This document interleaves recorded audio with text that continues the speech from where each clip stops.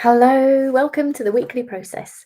So, the hot cross bun, this is a way to break down what is happening for you, and it can help you to put how you feel into words, which is great for journaling because then you've got a starting point. You can use one of the quadrants to start with. Doesn't matter which one you start with, but you've already got the words there, and then you're straight in. Then, so it can be a really good method to use. So take an event from the past week, something that maybe niggled you or annoyed you a little bit, or something that you want to process.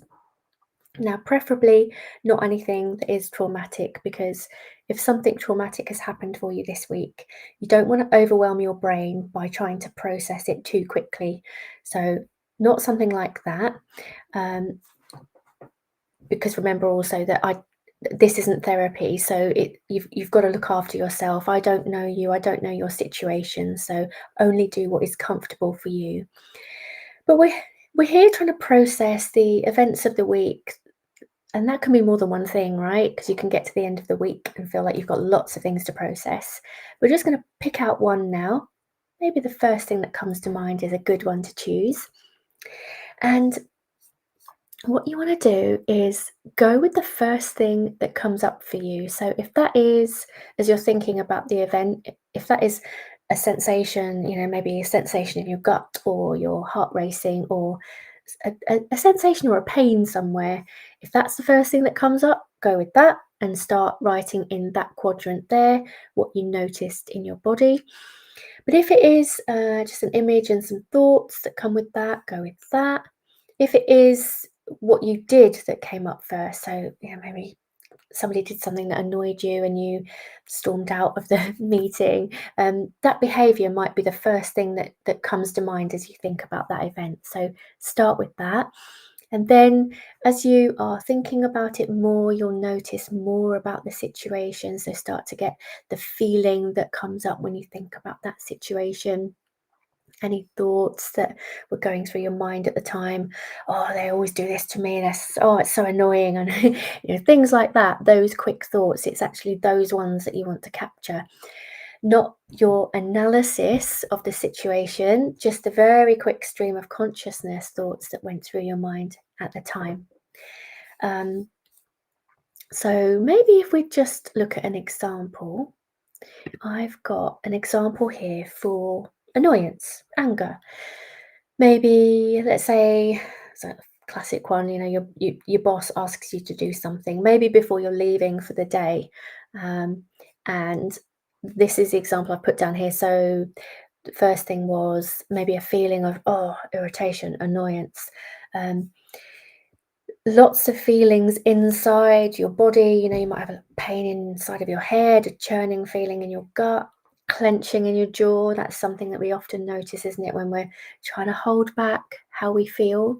And this would be a situation where there may not be a lot of outward signs of anger, because you're trying to keep it in, right? Because this is your boss or your manager, but there would be a lot going on inside. So it's noting those down, and what you're doing, maybe fidgeting in your seat or smiling and saying, no problem, with a clenched jaw. And the thoughts, I wish I could just say no, I'm just about to leave. This is really inconvenient. Why do I always seem to do this when I'm about to leave? The feeling is very much in the ballpark here of annoyance, anger, irritation, frustration, isn't it? So whatever word comes to you, it doesn't have to be these, right? Use your own words. But that's the kind of ballpark that we're talking about, isn't it? It's the anger spectrum that we're talking about. And now some of the behaviors that can come with anger are rumination, which is a cognitive process, but it's also a behavior that we can get stuck in.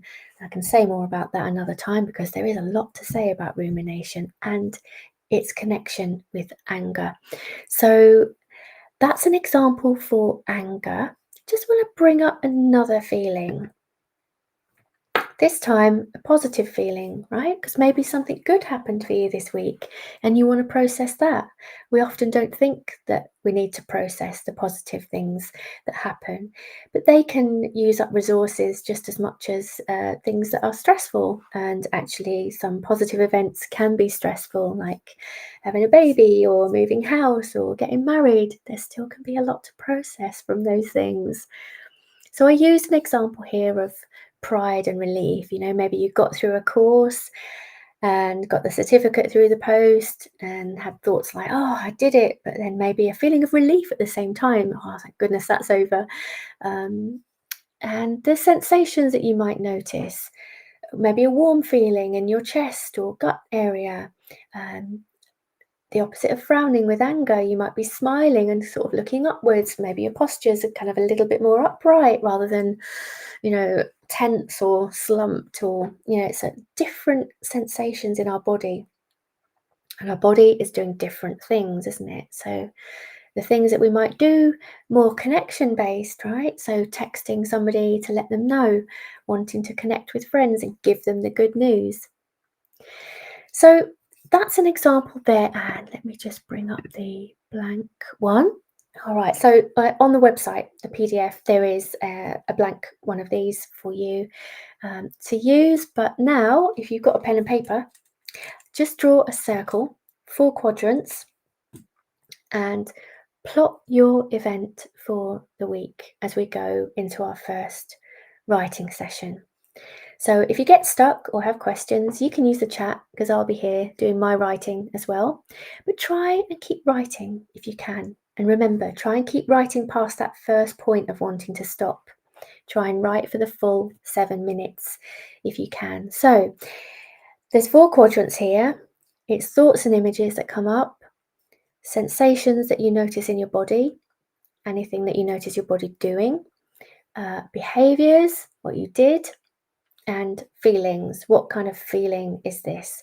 You can put these in different places if you want to. I've just got them in this orientation, but it really doesn't matter at all. So let's go into our first writing session.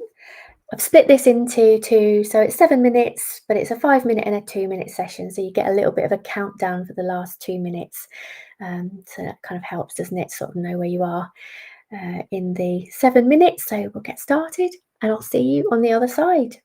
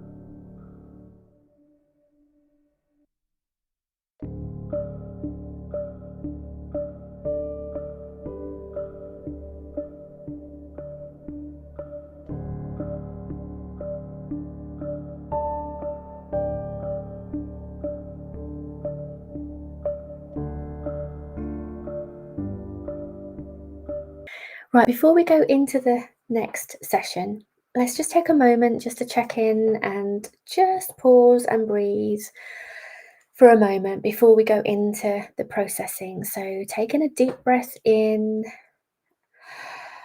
and let it out like a big sigh.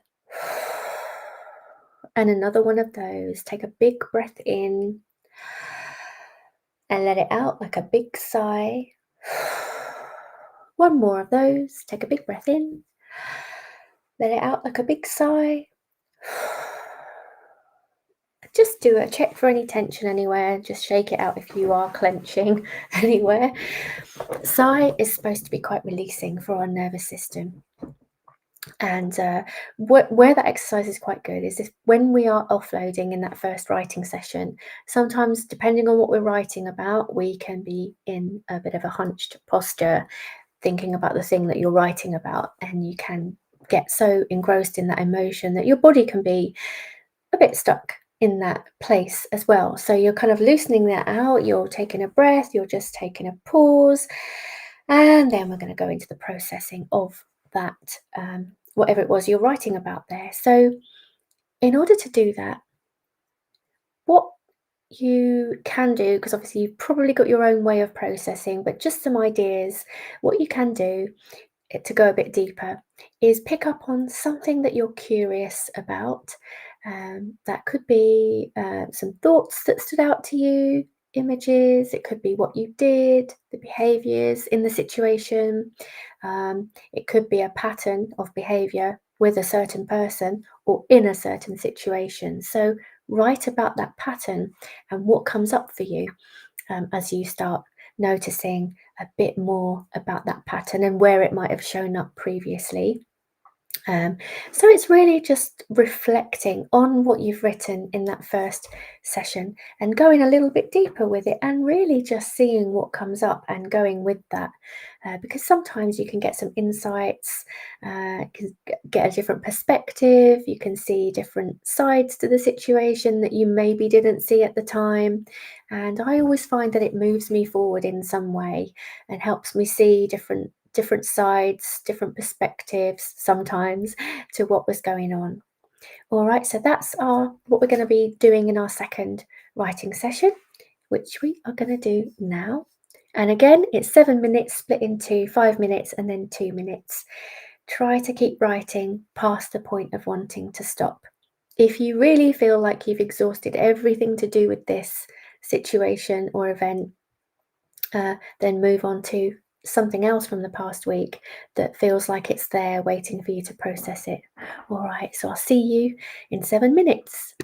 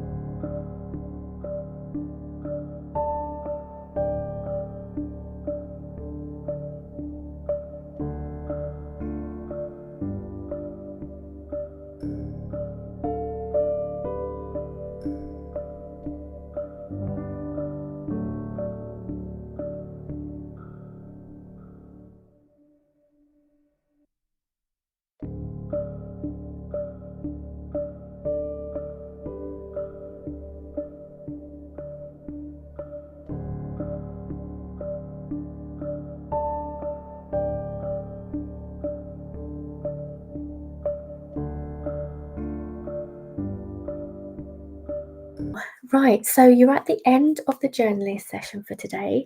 And I hope that the hot cross bun helped to get out quickly how you were feeling and what you were thinking about whatever event was kind of on your mind or was there to be processed from the week that is just gone. So what you can do if you want to download the PDF, you can actually just have that to hand if ever you want to, or just draw your own circle with 4 quadrants in and just use that whenever you need to for your journaling to get going. And I'll be around for a few minutes if you've got any questions about that, but I just wanted to say that I still use this technique when I really don't know what's bothering me or why, or I feel stuck with something. And I used it this week. So, just to give you a bit of an insight into how I find it helpful. So, I was feeling stuck with something at the beginning of this week, and it was about Wednesday when I sat down to do some processing and do some free writing. And I did do some free writing, but I felt like I wasn't completely moving forward and getting what was on my mind. So I did a version of the hot cross bun. And it was only when I got to the behaviours section, and this is one of the reasons why I put rumination in there, because it's very uppermost for me this week. But it was only when I did the 4 quadrants and I put in the behaviours section that I had been ruminating on the thing that I'd felt stuck on, and that seemed to unlock for me so much about what was going on. The reasons why I was feeling stuck was because I was avoiding doing something that just needed a lot of thinking, a lot of planning, a lot of steps to it. There's so much to do for this thing that I'd just been putting it off. And that led to me going off on a tangent and doing that thing that we do when we avoid something, which is just distract ourselves with something else. It was only when I saw in the behavior quadrant that I had been ruminating that made me think, okay, I'm ruminating. What am I avoiding? Because often with rumination, it happens because we are avoiding either something we can't do something about, or something that is not easy and we're procrastinating over it. So if you ever find yourself ruminating, which is basically dwelling and chewing something over, always look to see if there is something you might be procrastinating over or avoiding, and see if there is one small action you can take to overcome that avoidance, because sometimes that can help you break out of that rumination cycle. So that's how I used it this week. I saw that I was ruminating. I didn't know I was ruminating until I wrote it out in the hot cross bun format, which I know might be crazy because, you're a therapist, you should know. Well, no, not always, because we can be in it before we realize, right? And that's why I find this technique helpful, because sometimes just writing out you're still stuck, right? Until you realize, hang on, that I'm avoiding something. So take a small action towards it. And I wasn't really sure that that was going to help me, but I knew the theory behind it was good. So I thought, okay, let's just take a few actions. Well, it did. It got me out of the rumination. And I'm a few days down the line now. I've been taking those actions. I've been working on that thing, even though it's a real pain. But I'm taking it step by step. And that has got me out of rumination. So this can be a helpful technique. I still use it, need to use it sometimes, because we don't always realize, do we, what patterns we're stuck in, especially when it comes to avoidance. So if you are ever dwelling on something, always ask yourself if you might be avoiding doing something and take some small action towards that. Okay, this is not going to work for everything, but there's a tip there for some things. Right, so that's the end of the session for today. And have a lovely week, and I will see you next Sunday.